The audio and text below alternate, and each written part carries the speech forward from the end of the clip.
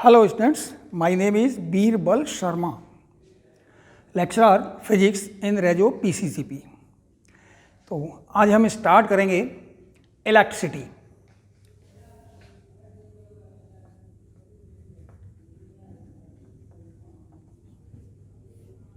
Electricity, it has two parts. Number one is electrostatics. It is completely related to charge at rest. And second part is current electricity. It is related to charge in motion. तो first part that is electrostatics का सबसे पहला topic है charge. Because complete electricity is based on charge. What is charge? Charge क्या है? Charge is the fundamental. Charge is the natural property of fundamental particles, means intrinsic property of fundamental particles. Fundamental particles means electrons, protons, not neutron, it is neutral. Is it clear? It is natural property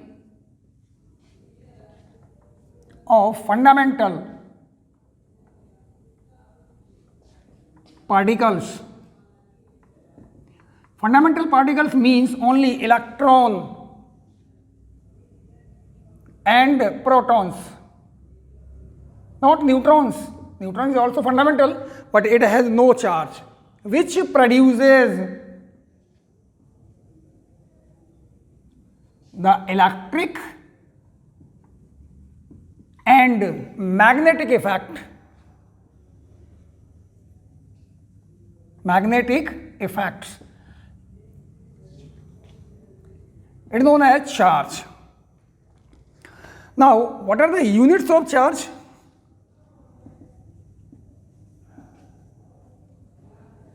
Its SI unit is Coulomb. C. But before it, CGS. CGS unit is ESU, electrostatic unit. Unit, or also known as static Coulomb, state Coulomb. Same thing. It was given by Gauss, but after the SI, the use of this CGS ESU is reduced. 1 Coulomb is 3 into 10 raised to the power 9 state Coulomb. Other charge is EMU. It is CGS EMU unit या system. इसमें है एक और charge है, that is EMU, electro magnetic unit, that is EMU. 1 EMU is 10 Coulomb. It's also known as absolute Coulomb, AB Coulomb, also known as EMU. These are the units of. वैसे इसका CGS unit का बहुत कम use होता है. Mainly it is used, that is SI unit, that is Coulomb. Coulomb is very very very big unit, बहुत ज़्यादा बड़ा unit होता है. चलिए नेक्स्ट बताता हूँ अभी कैसे Coulomb बड़ा यूनिट है. First of all, the charge on macro means body, macro body. Generally in normal condition the atom is neutral. It has same number of electrons and protons. Number of electrons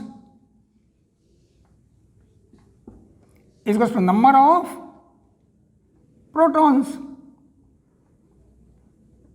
So In normal condition, the atom is electrically neutral. In normal condition,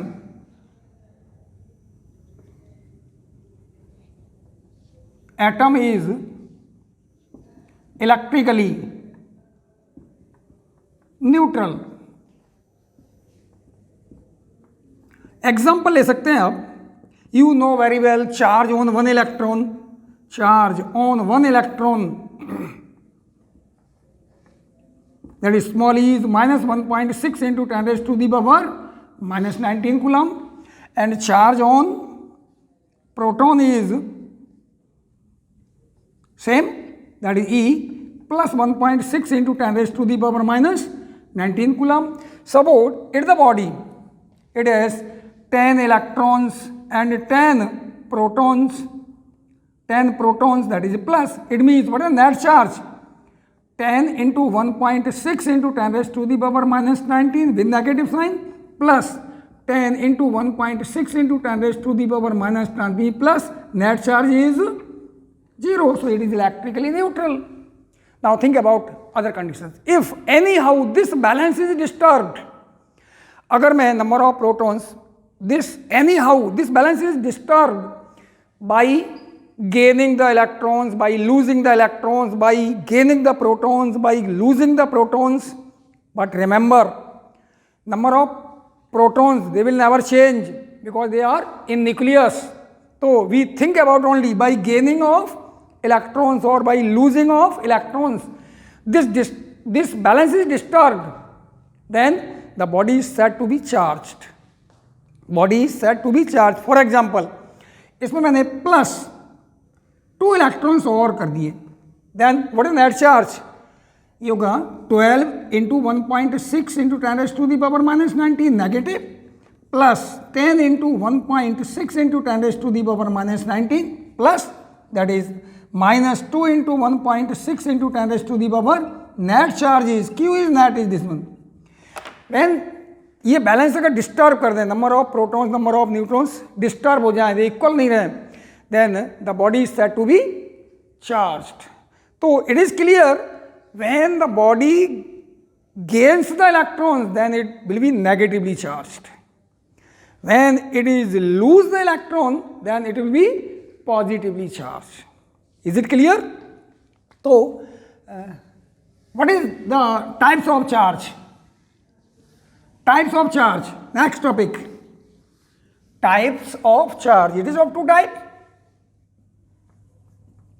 of charge. It is two types. Number one, negative या positive charge, और second is negative charge. To confirm, positive charge means loss of electron. Loss of electrons is positive charge. If a body loses the electrons, then it becomes positively charged. It is gain of electron.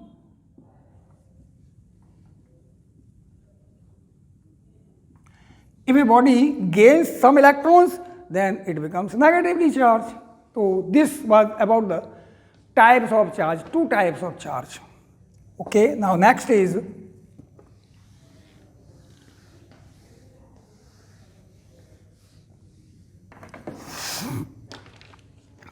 मैंने बोला था coulomb is very big unit. So we will use microcoulomb, nanocoulomb, picocoulomb, that is 10 raised to the power minus 6 coulomb, 10 raised to the power minus 9 coulomb, 10 raised to the power minus 12 coulomb. ये units use करेंगे हम. अब मैंने बोला था it is very big unit. तो example देखिए, 10 raised to the power 10 electrons, okay, are transferred per second on a body. 10 raised to the power 10 is not a small quantity, is very big quantity. 10 electrons are transferred per second on a body. How much time it will take? Much time it will take to store 1 coulomb charge और electrons gain कर रही है, definitely ये negative charge होगा. तो think about, in 1 second how much charge is stored? 10⁻10. तो इन 1 second, तो 10⁻10 into 1.6 into 10⁻⁻19 coulomb charge is stored in how much time? 1 second. So 1 coulomb charge is stored in 10⁻10 into 1.6 into 10⁻⁻19 seconds. Is it clear? Now think about it. 1.6 into 10⁻⁻9 seconds. This charge 10 divided by this. So 1.6, solve it, 10⁻10 divided by 1.6 into 10⁻⁻19 in 1 second. So that is 1 coulomb. Okay, wait. 10⁻10, this coulomb charge is 1 second. So 1 coulomb charge is stored in 1 by that is 10⁻10 into 1.6 into 10⁻⁻19, that is 10⁻9 divided by 1.6 second. We want to convert into hours. तो क्या divide करें? 10⁻9 divide by 1.6 seconds को minute में divide करूंगा 60, our में divide करूंगा 60, days में divide करूंगा 24 और ईयर में डिवाइड करूंगा 365. Approximate 22 years. It takes 22 years to store 1 coulomb charge. It is so much time. 22 years में स्टोर होगा. जब देखिए ये क्वांटिटी कितनी है? 10⁻10 इलेक्ट्रॉन्स आर ट्रांसफर्ड पर सेकंड. बहुत बड़ी क्वांटिटी है 10⁻10. So result is coulomb is very big unit. So at the place of coulomb we will use micro coulomb, nano coulomb and pico coulomb. Okay, next.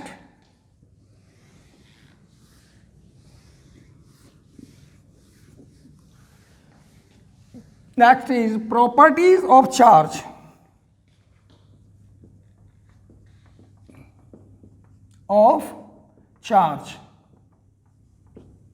First of all, number 1, charge means charge particle. Here charge means charged particle. Number 1, charge is scalar. Charge is scalar. Number 2, it is added. It is added or subtracted. Charge is additive. Means, example देखिए, at the body it has Q1 plus charge, Q2 minus charge, Q3 plus charge. So what is the net charge? We can directly Q1 plus Q3 minus Q2. It will be the net charge. So it can be added. Second property. Third property देखिए, charge is quantized. Charge is quantized means charge has grainy nature. It can be counted. It has grainy nature. Grainy nature. It can be counted. For example, these are the some wheats. Wheats. You can count or not? Similarly, charge को भी हम count कर सकते हैं. Charge को भी count कर सकते हैं. It is quantized. For example, the minimum value of money is 1 paise. तो this minimum value is known as quanta. Minimum value of the quantized quantity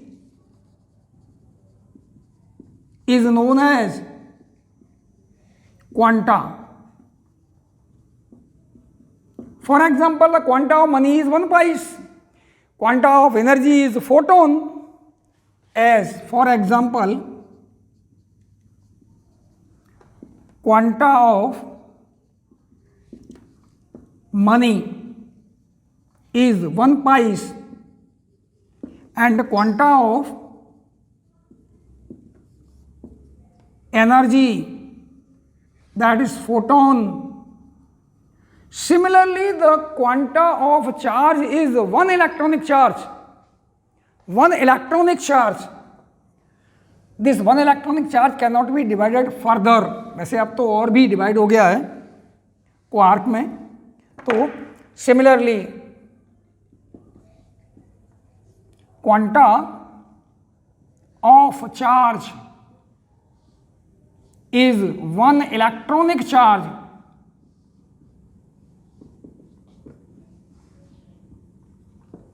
Means Q will be plus minus n into E. N will be equals to 0, 1, 2, 3 and so on. 0 means have no charge. Actually these are the values. Plus minus charge is negative or positive. ये values हो सकती हैं. But E is never possible that E by 6 charge on a body. किसी body पर E by 6 charge है तो ये possible नहीं है. सो it is quantized. Next number fourth number, next number is charge is invariant. Invariant means charge on a body will not change with speed. Whatever may be the speed, कुछ भी हो, with speed मास भी change होता है, time भी change होता है, length भी चेंज होती है, but charge will never change. Speed के साथ चेंज नहीं होगा. ये आप पढ़ेंगे आइंस्टाइन्स रिलेटिविस्टिक थ्योरी, तो यहाँ इतना काफ़ी है. Invariant does not depend on speed, what ever may be the speed, may be the speed. Okay, is it clear? Number 5. Charge is always associated with mass. Without mass, charge is not possible. Charge is always associated with mass. Without mass, charge is not possible. लेकिन without charge मास तो possible है ना, क्योंकि body neutral भी तो हो सकती है. But without charge mass is possible.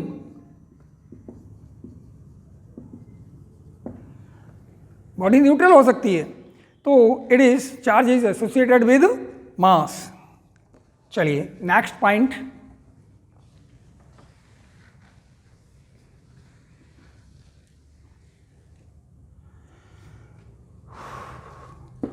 That is 4th point. ये 5th पॉइंट. कुछ प्रॉपर्टीज ऐसी जानते हैं आप जो नॉर्मल हैं. For example like charges repel करेंगे, अट्रैक्ट करेंगे. 6th पॉइंट है like charges repel each other, and unlike means positive and negative charges, they will attract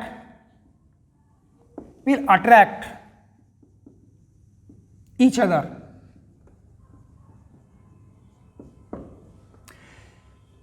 कभी कभी क्वेश्चन आता है, क्या सिमिलर चार्ज अट्रैक्ट कर सकते हैं? नो. एक ही पॉसिबिलिटी है। सपोज ये बहुत बड़ा चार्ज है, big charge, very big charge, और ये मेरा कंडक्टर है न्यूट्रल, या है मान लीजिए बहुत स्मॉल चार्ज है, small Q, small charge. Is it clear? Small charge, it is conductor but very small, it is very big charge. तो due to this charge this small Q is repelled, और condition ये होगी it is Q plus, big charge है ये conductor, ये plus इधर, और इधर क्या आएगा? ड्यू टू अट्रैक्शन नेगेटिव हो जाएगा, इधर positive, there will be attraction. तो एक्चुअली तो ये दिख रहा है दोनों पर प्लस था, फिर भी ये अट्रैक्शन हो रहा है, लेकिन एक्चुअल में सिमिलर चार्ज में कभी भी अट्रैक्शन पॉसिबल नहीं है। ये कंडीशन हो सकती है, ये बहुत बिग चार्ज है, बहुत स्मॉल चार्ज है, तो जो पॉजिटिव था इधर रिपेल होगा, इधर नेगेटिव आ जाएगा, तो देयर विल बी अट्रैक्शन। ये तो पॉसिबल है, but actually it is the attraction between positive and negative, not positive into positive. So ये पॉसिबल है, तो हम ये नहीं कह सकते कि सिमिलर चार्ज अट्रैक्ट कर सकते हैं। हाँ, ये कंडीशन हो सकती है। तो this was the question number, point number 6। Okay,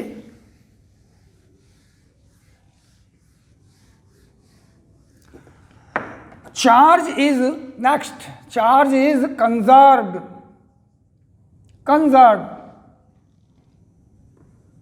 always conserved means net charge on the body remains constant, net charge on the body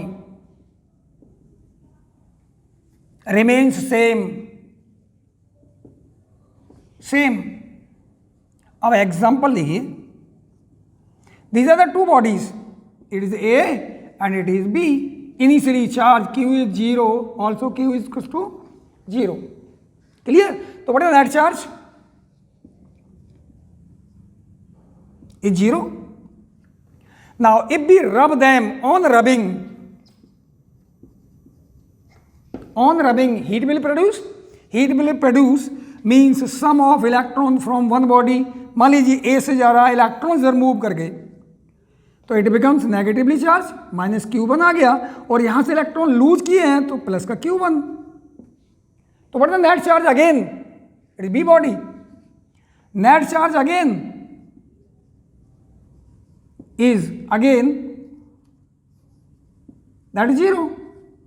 तो charge remains constant, conserved, body remains constant, तो charge is conserved। These are the properties of charge।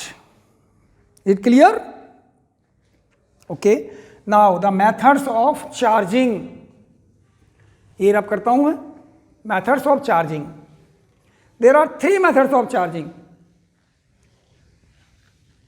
Methods of charging of a body। There are 3 methods of charging। Number 1 is friction, number 2 is conduction, और number 3 is, number 1 is friction, number 2 is conduction, और number 3 is induction. तो हम दोनों को, तीनों को अलग अलग एक्सप्लेन करेंगे। क्या है देखिए, चार्जिंग बाय फ्रिक्शन,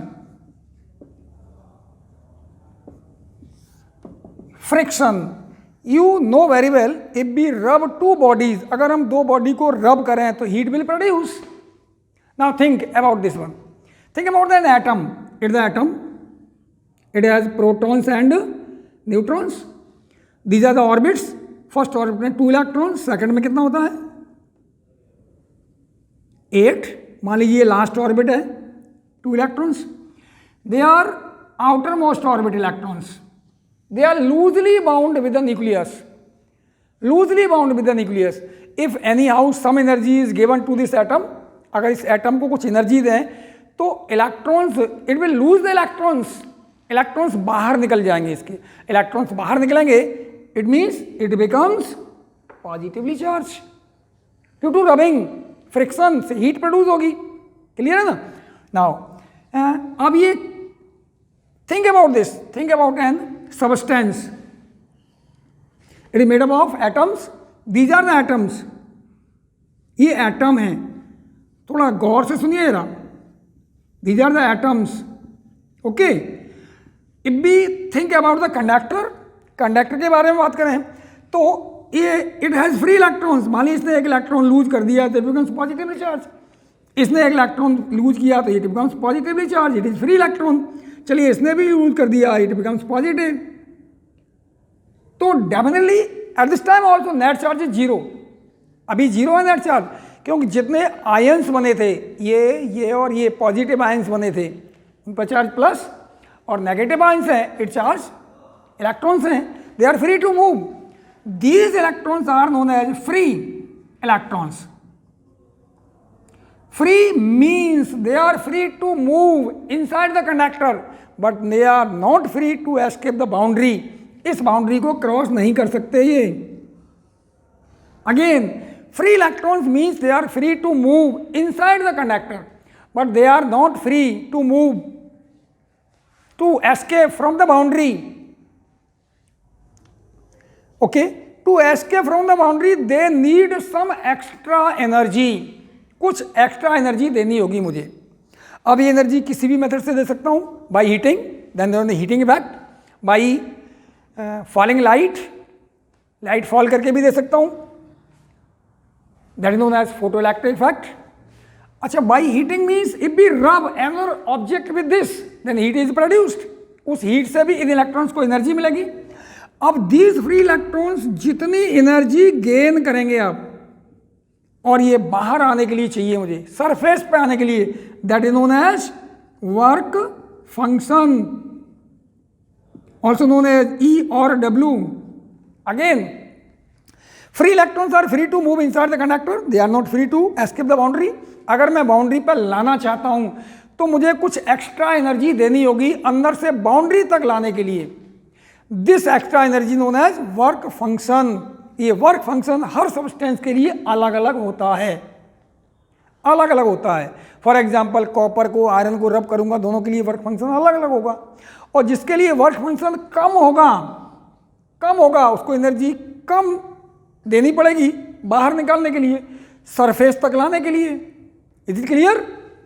तो it the reason when we rub two substances then heat energy is produced. दो सब्सटेंस को रब करूंगा तो हीट एनर्जी प्रोड्यूस होगी। Is clear? जब हीट एनर्जी प्रोड्यूस होगी then this heat energy is gained by the electrons, electron gain कर लेंगे, और गेन करके they will come out on the boundary, और कुछ एक्स्ट्रा एनर्जी मिल जाए they can escape from the boundary, boundary से एस्केप भी कर सकते हैं।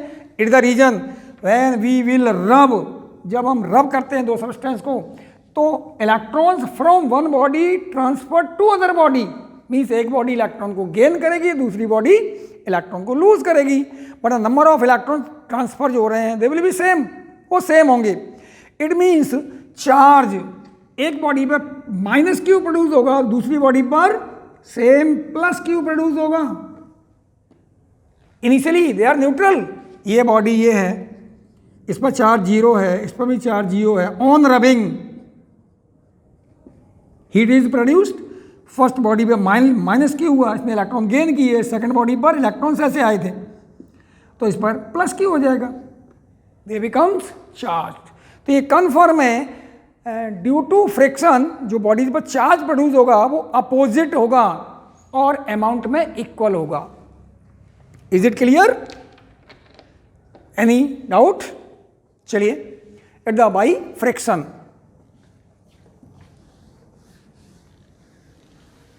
अब कभी कभी कहते हैं कि ए और बी को रब किया मैंने, ए और बी को, तो ए से ही इलेक्ट्रॉन क्यों जा रहे हैं? Depends on the work function. Work function जितना कम होगा वो जल्दी उतनी कम एनर्जी लेके एस्केप कर जाएगा ऑब्जेक्ट को, उसका ज़्यादा होगा वो एस्केप नहीं कर पाएगा, वहाँ इलेक्ट्रॉन्स पहुँच जाएंगे। तो एक बॉडी पॉजिटिव होगी और एक नेगेटिव।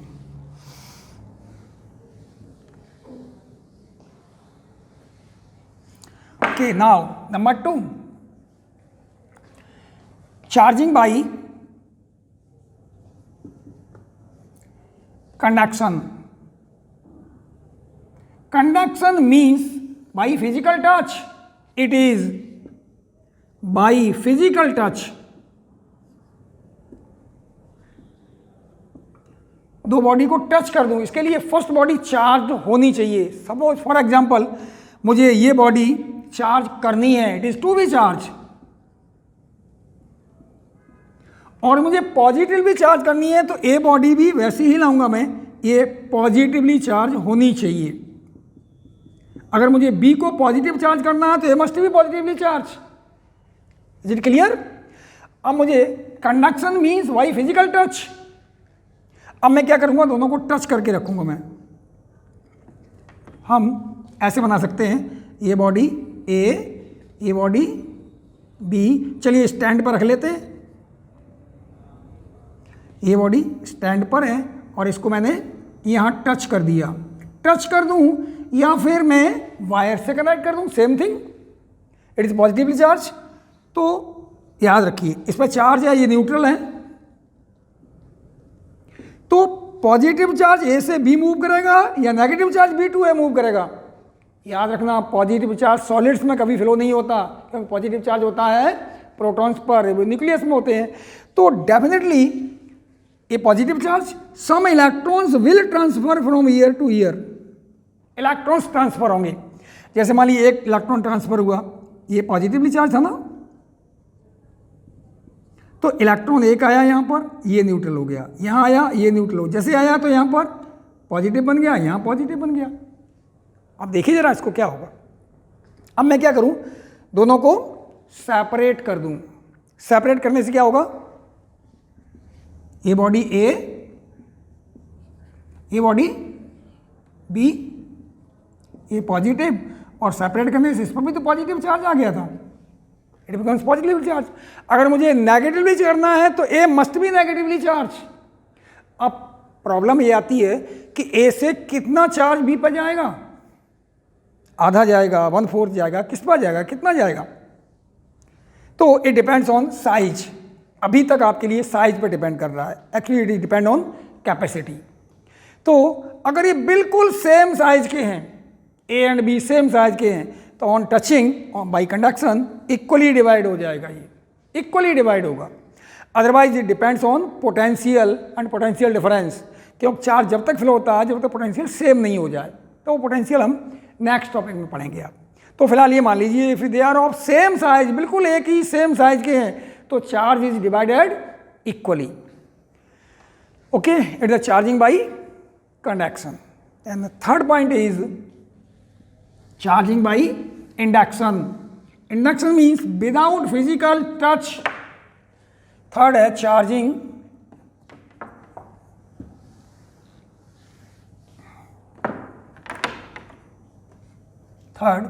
by induction.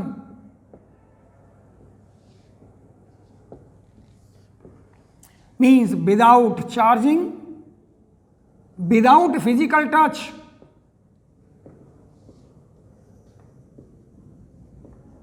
मतलब दूर से ही चार्ज करना है मुझे।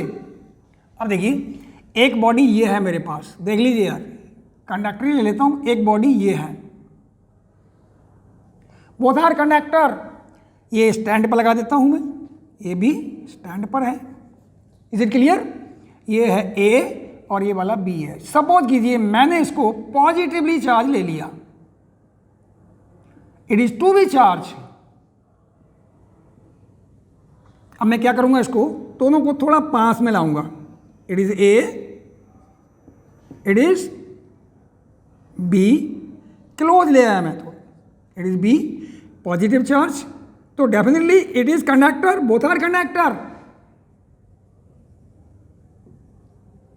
both are conductor. It means it has free electrons. तो due to this positive charge इसके फ्री इलेक्ट्रॉन्स इधर अट्रैक्ट होंगे। जब फ्री इलेक्ट्रॉन इधर आएंगे तो इधर इलेक्ट्रॉन्स की डेफिशिएंसी होगी, इधर प्लस हो जाएगा। इस क्लियर? अब मैं क्या करूंगा, दोनों को मैंने अलग अलग कर दिया। देखो ये राई, it is A, it is B, दोनों को अलग अलग कर दिया। इज क्लियर और नॉट? तो इसमें पॉजिटिव चार्ज था, जैसे ही अलग करूंगा ये positive charge negative charge again becomes neutral. तो ये मुझे नहीं करना मुझे। दोनों चार्ज इसमें positive pay due to repulsion positive इधर था, अट्रैक्शन से नेगेटिव इधर था।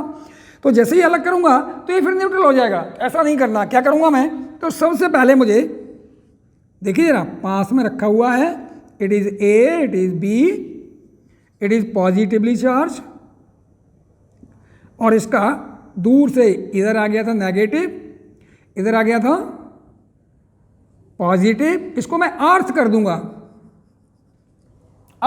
मैं। तो कन्फर्म है ये पॉजिटिव है, इलेक्ट्रॉन्स इधर से जाएंगे तो ये न्यूट्रल हो जाएगा, ये भी न्यूट्रल हो जाएगा, ये न्यूट्रल। अब मैं दोनों को अलग कर सकता हूं। नेगेटिव रह गया इस पर, देखिए जरा, ये ए पॉजिटिव चार्ज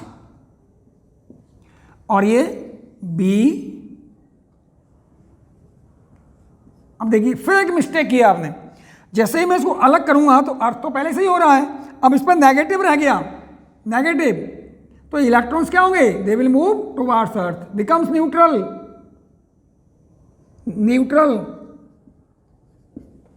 तो ये भी नहीं करना मुझे। इज इट क्लियर और नॉट? अगर मैं ऐसे ही सेपरेट कर दूंगा तो न्यूट्रल हो जाएगा, अगर अर्थ कर दूंगा तो ठीक है, पॉजिटिव चार्ज तो खत्म हो गया, ये इलेक्ट्रॉन्स इधर मूव करेंगे, खत्म हो जाएगा। लेकिन फिर मैंने अलग कर दिया तो ये फिर न्यूट्रल हो जाएगा। तो क्या करना है मुझे? ये वाला ए, इट इज पॉजिटिव, याद रखिए ये स्टैंड है, और इधर था नेगेटिव, और पॉजिटिव फिनिश हो गया था, खत्म हो गया था, इलेक्ट्रॉन्स इधर आए थे। अब मैं इसको कट कर दूंगा, इसका रास्ता बंद कर दिया मैंने, ये इलेक्ट्रॉन्स इधर जाने का रास्ता बंद कर दिया मैंने। अब क्या होगा? अब सेपरेट कर दूं मैं, it is A, it is positive, it is B,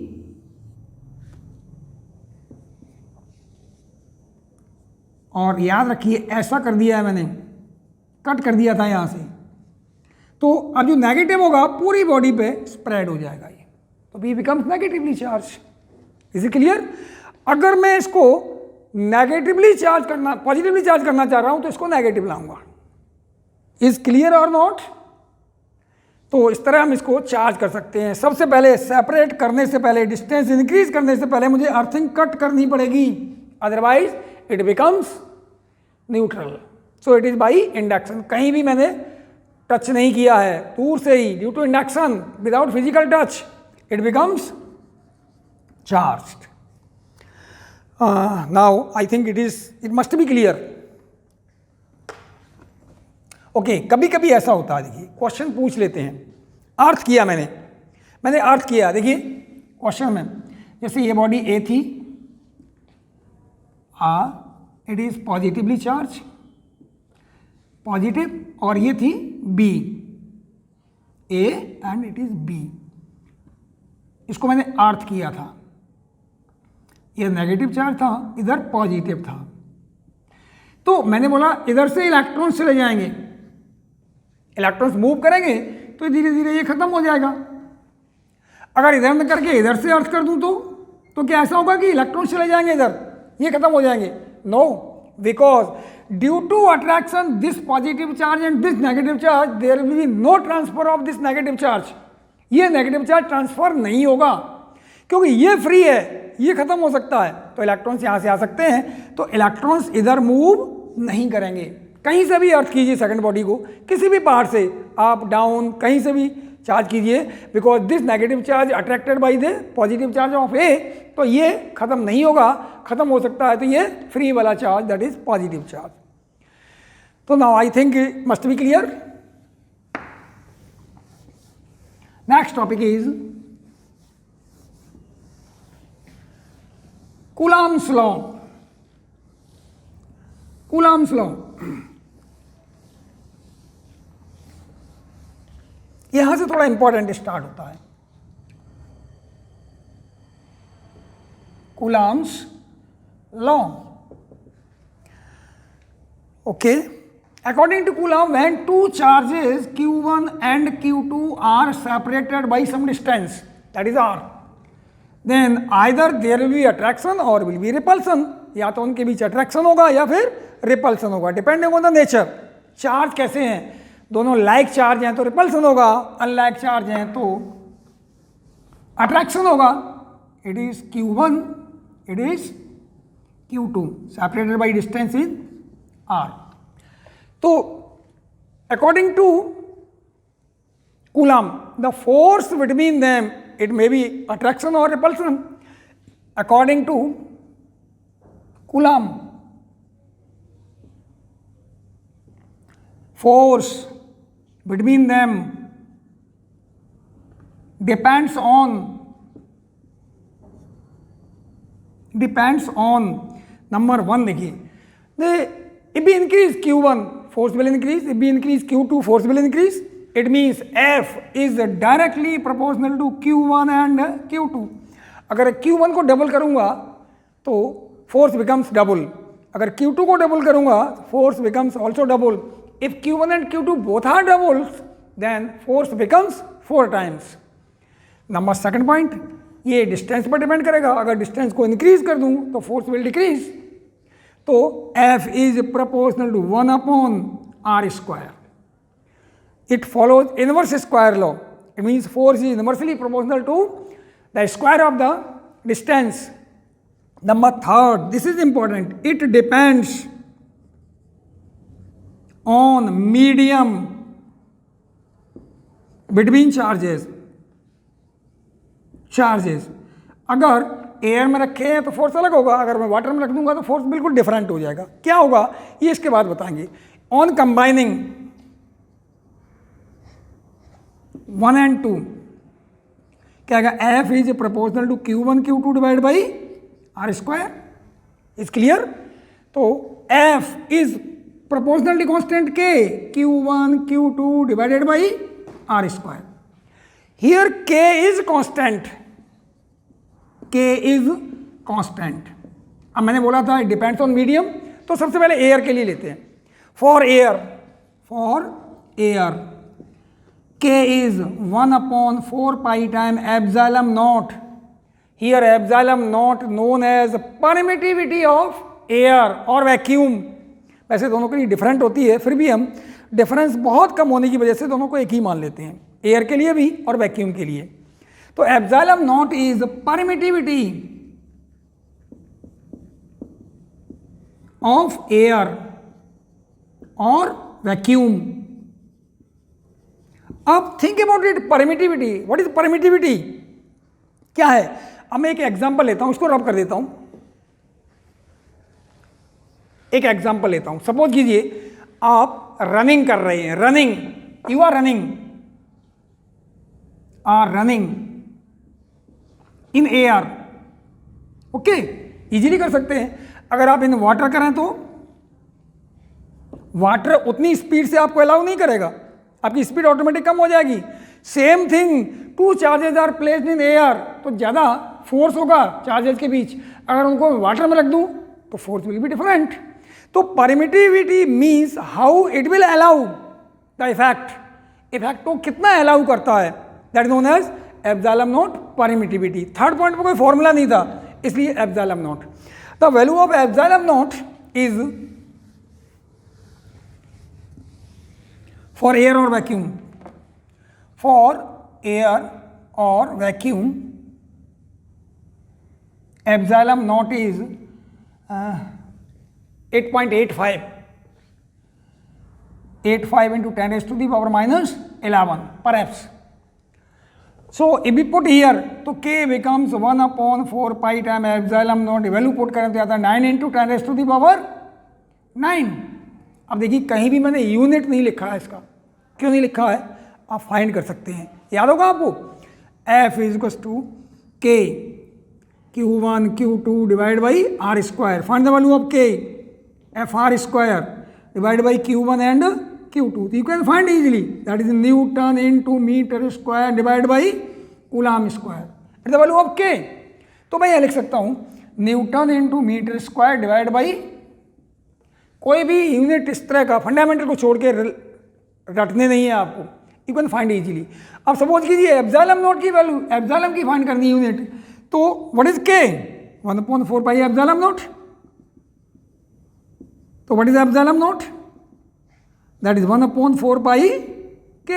और k का यूनिट जानते हैं आप, 4π का यूनिट होगा नहीं, तो इसका यूनिट आएगा coulomb square divide by newton into metre square. तो we can coulomb square divide by newton into, these are the units, you can easily find. तो लर्न नहीं करने, कोई फॉर्मूला आपको मालूम है तो you can find, easily find. Okay, these are the units 8.85। तो now what is the formula for air? So F ऐसे लिख सकता हूं, के Q1 Q2 divide by R square, और 1 के की value 4π time epsilon naught Q1 Q2 divide by R square. इस तरह लर्न करना है। It is only correct for air और vacuum. Air, Fa means force between the charges Q1 and Q2 which are separated by a distance of r in air, then force will be this one. Is it clear? Okay. Now third point हमने लिया था, it also depends on medium. Medium पे depend करेगा। तो medium पे कैसे depend करेगा? तो मैं थोड़ा इसको रब कर दूं।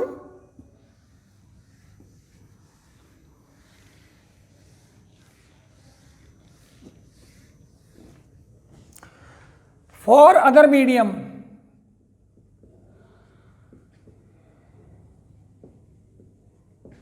these are the Q1 separated by Q2, distance R। चलिए मीडियम अलग है यहाँ, other medium other than air और वैक्यूम, सारी कंडीशन वही हैं। अब देखिए व्हाट इज द फोर्स? तो force will be same, F in medium will equal to Q1 Q2 divided by R square 1/4π time epsilon naught for air. Here will be simply epsilon. Epsilon is permittivity of medium. ये कितना allow करता है? जैसे मैंने बोला था आप run कर रहे हैं, एयर कितनी अलाउ करती है रनिंग में आपको, और वाटर में रन कर रहे हैं तो कितना अलाउ करता है आपको रनिंग के लिए? तो इट इज परमिटिविटी। तो permittivity will be different for different mediums. मैंने एयर के लिए बता दिया है, लेकिन जनरली हम ये लर्न नहीं करते हैं। आपने पढ़ा होगा density and relative density.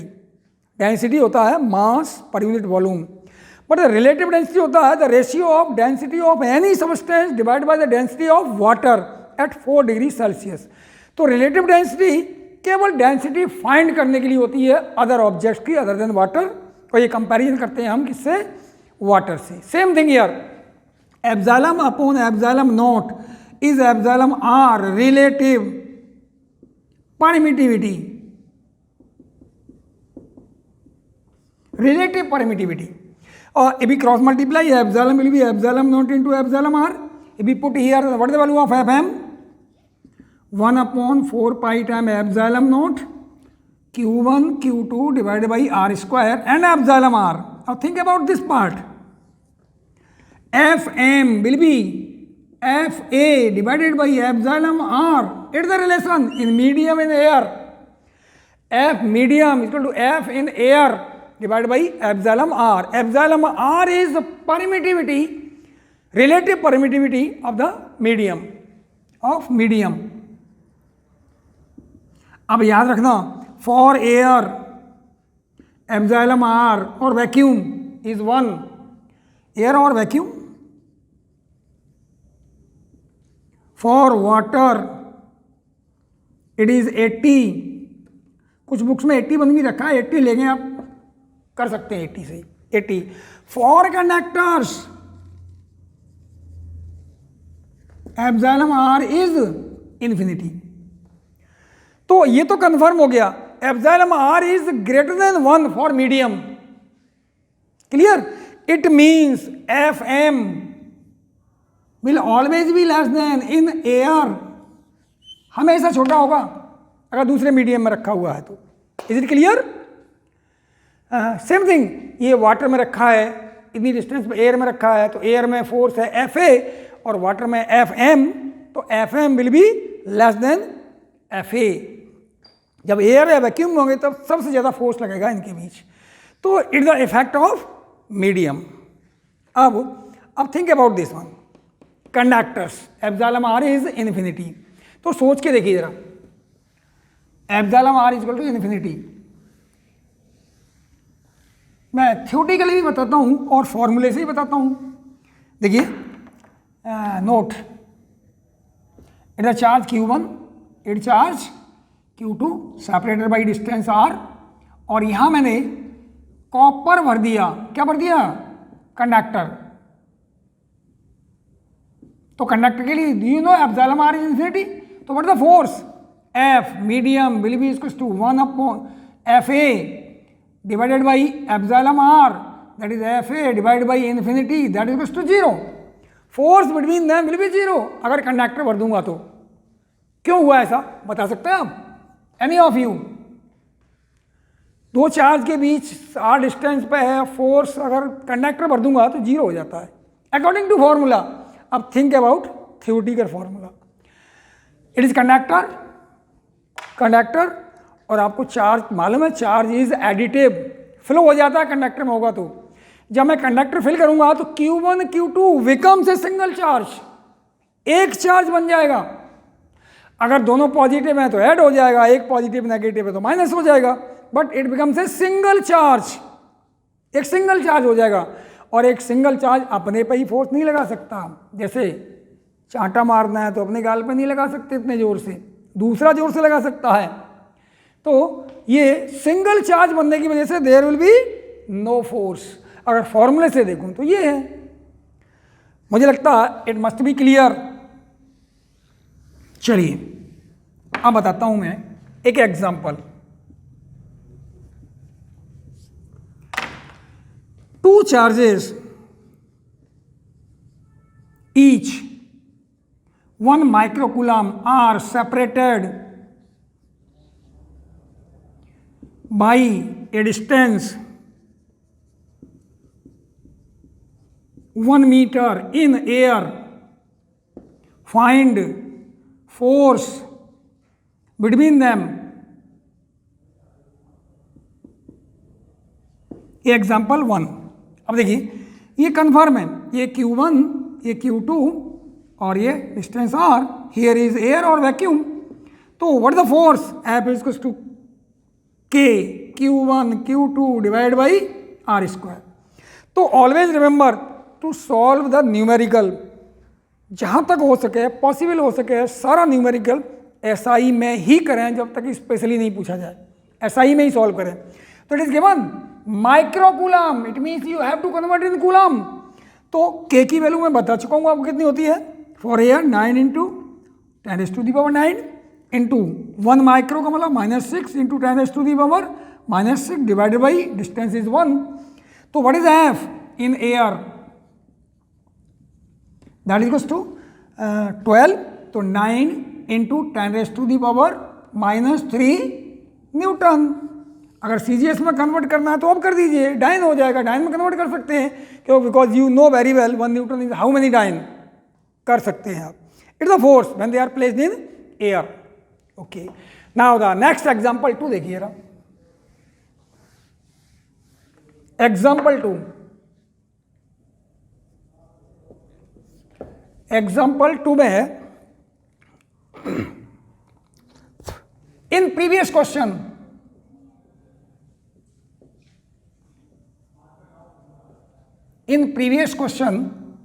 if these charges are placed in water, then find new force between them, or it is given epsilon r for air is, for water is 80। तो देखिए how we will solve formula. What is FM? FA divided by epsilon. FA आप पहले ही find कर चुके हैं, that is 9 into 10⁻³ divided by epsilon R is 80। This is the answer. 9/8 into 10⁻⁴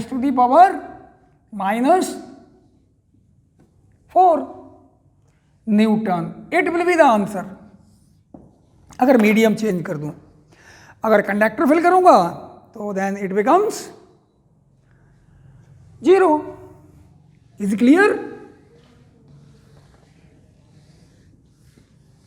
now note में देखिए, most important note, how you will find net force on the to the vector sum, number of vector sum of all forces on a charge will be equal to resultant force on that charge. For example, मेरे पास ये Q charge है, here is Q1, here is Q2, here is Q3, it is Q4. okay, suppose all are positive. तो ये क्या करेगा, इसको repel करेगा. it is F1, it is F2, it is F4, it is F3. तो what is F? F1 plus F2 plus F3 plus F4 is a vector sum. It is known as principle of superposition. It is principle of superposition. मतलब vector sum करके निकाल सकते हैं. अब ये कैसे find करेंगे, ये वेक्टर में किया होगा आपने. We will break all the forces into 2D, x axis and y axis. कहीं भी एक्स मान सकता हूँ. सपोज कीजिए इसको मान लिया मैंने एक्स एक्सिस है, इधर को वाई मान लूँगा और सारे फोर्स को इन पे ब्रेक करके I will find the resultant. Means vector sum. अब जिसके लिए मैंने एक कराया है, सेकंड पॉइंट देखिए जरा, most important part, second point. These are the two charges Q1 and Q2 separated by distance. Definitely there will be a force, that is F. If we introduce third charge between them, so what the effect on force between Q1 and Q2 due to this Q3? क्या force होगा? तो देखिए, there will be no effect of force between two charges. Third charge का कोई effect नहीं होगा. चलिए मैं ऊपर लिखता हूं. Second point, there will be no effect of presence of third charge, that is F3 मैंने लिखा था. There will be no effect of presence of third charge on the force between two charges, that is F1,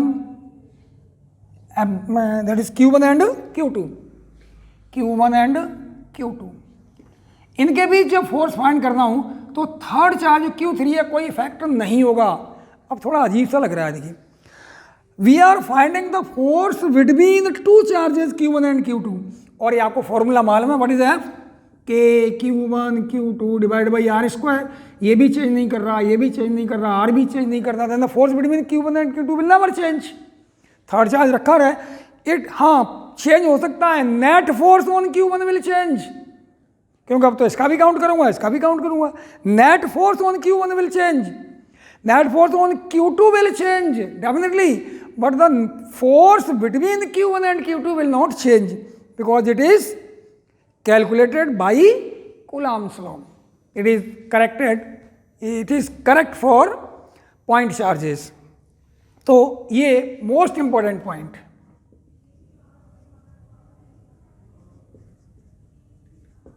ये याद रखिएगा. Okay, is clear? तो this was about force, Coulomb's law. अब देखिए कुछ important points of force.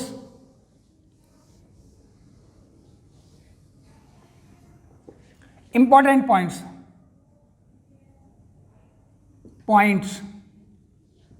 about electrostatic force, मतलब Coulomb's force, force, इसके बारे में बताना है क्या है। तो नंबर फर्स्ट पॉइंट क्या है ये? First of all, it may be attractive और repulsive depending on the nature of the charges, depending on nature of charges. Is clear? अगर वो लाइक चार्ज हैं तो रिपेल होंगे और अनलाइक हैं तो वो अट्रैक्ट होंगे। ये first point about charge. It is of long range force, ज़्यादा डिस्टेंस चलता है, चार्ज ज़्यादा सेपरेट कर दो तब भी लगेगा। हाँ, दैट इज मैग्नीट्यूड कम हो सकता है तो लॉन्ग रेंज फोर्स होता है। हम ये नहीं कह सकते एज ए ग्रेविटेशनल फोर्स होता है वो बहुत ज़्यादा लॉन्ग रेंज का होता है, इसकी रेंज कम होती है ग्रेविटेशनल फोर्स से। Number, it depends on intervening medium,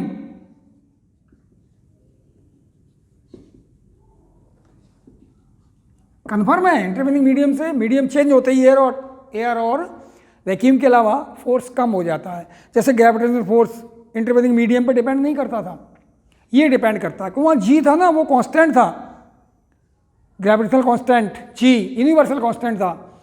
ये के चेंज होता रहेगा अकॉर्डिंग टू मीडियम, तो intervening. Number fourth point, it always inverse square law, means F is, अभी भी लिखा था 1/r स्क्वायर, 1/r स्क्वायर, ये इनवर्स स्क्वायर लॉ को फॉलो करता है। Number fifth point, it is always inverse square law, it is conservative, conservative force means work done by this force in one complete round,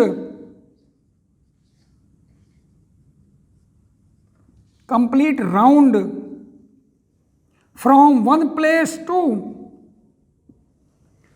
another place. Okay? Conservative force work done will be 0। हम ऐसा भी कह सकते हैं, और work done by this force